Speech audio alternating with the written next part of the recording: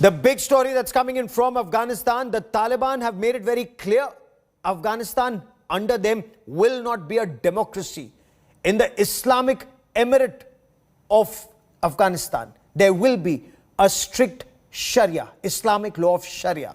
So there are about 50 countries in the world that follow the Sharia law. It's the Taliban's interpretation of the Sharia that has Afghans, especially the women, fearing for their rights and their freedom. Now, in its earlier avatar, the Taliban had banned women from going to school, from working, from showing off their ankles or venturing out without a male escort.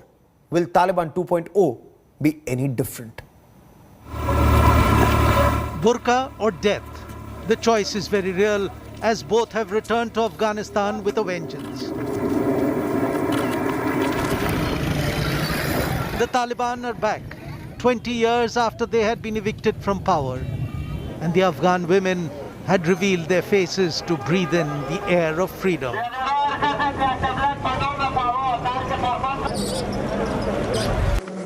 Taliban 2.0 is promising women their rights, but only within the framework of the Islamic Sharia law as interpreted by the Taliban. Women will be afforded all their rights, whether it is in work or other activities, because women are a key part of society, and we are guaranteeing all their rights within the limits of Islam. But so far, the reality has been quite different.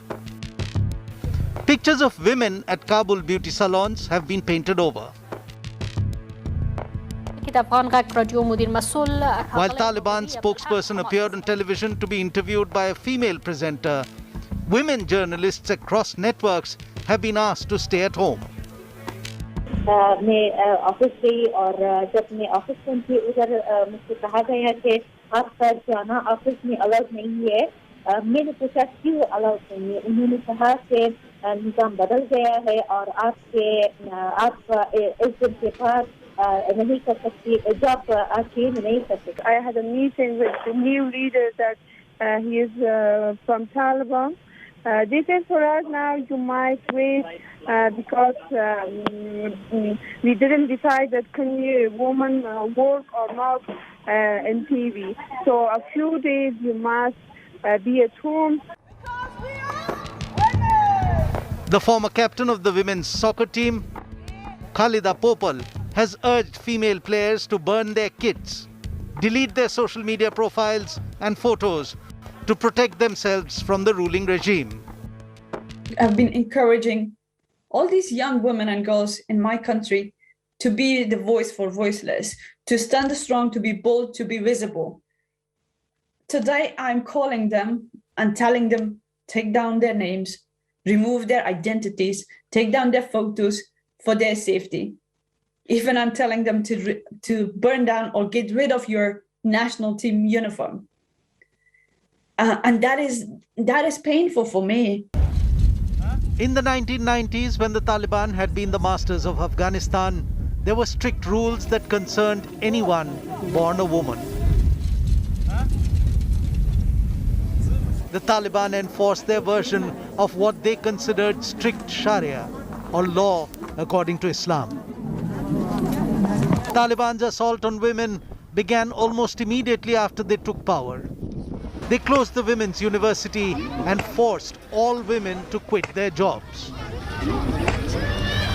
There were floggings and execution of women on the streets of Kabul that had been filmed, and when these visuals reached the audiences outside, it brought out the horrific reality of what being an Afghan woman meant under the Taliban. Everything was banned. Women were treated worse than livestock. Girls in Afghanistan between 1996 and 2001 were banned from studying, banned from working, banned from leaving house without a male chaperone, banned from showing any skin in public, banned from healthcare, banned from politics, banned from speaking out to an audience. The punishment for breaking any of these rules was immediate and could be carried out by any Taliban official or fighter. Women were flogged on the spot if even an inch of her skin was seen. The same punishment if a girl was spotted trying to study, and if a woman was accused of adultery, she would be stoned then and there. An accusation of crime was often enough to call for the harshest punishment. Amnesty International listed an incident where a young girl's finger was chopped off because she wore nail polish. Under the Taliban, women disappeared in Afghanistan. Without rights, without freedom, without dignity, and without hope.